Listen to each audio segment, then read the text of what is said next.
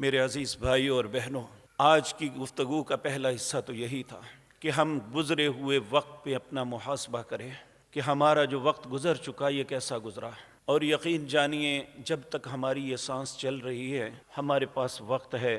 اللہ رب العزت ہمیں دعوت دیتے ہیں، یا ایھا الذین آمنوا توبوا الی اللہ توبۃ نصوحا، اے اہل ایمان سچی توبہ میرے سامنے کر لو۔ پھر میں کیا کروں گا؟ عسیٰ ربکم ان یکفر عنکم سیئاتکم، جو تم سے خطائیں ہوئی ہیں میں ان کا انکار کر دوں گا اس نے کچھ نہیں کیا۔ آج میرے اور آپ کے پاس وقت ہے، ہمیں اپنی خطاؤں کی معافی مل سکتی ہے۔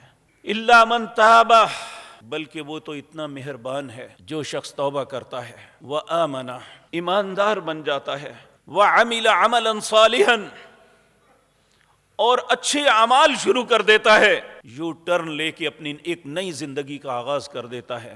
فَأُولَٰئِكَ يُبَدِّلُ اللَّهُ سَيِّئَاتِهِمْ حَسَنَاتٍ، جو اس نے سابقہ زندگی میں غلطیاں کی ہیں اللہ اسے بھی نیکیاں شمار کر لیتا ہے۔ آج پہلی بات تو یہ، ہم اپنی خطاؤں کی روکڑ بنائیں اور اللہ سے اپنی خطاؤں کی معافی مانگیں۔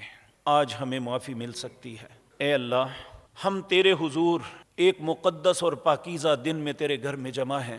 اے اللہ، اپنی ساری خطاؤں کو جو ہمیں یاد ہیں جو نہیں یاد، اے اللہ سب کی معافی طلب کرتے ہیں، ہمیں معاف فرما دے۔ اے اللہ، آئندہ زندگی کے لیے ہمیں اچھی پلاننگ کی توفیق عطا فرما دے۔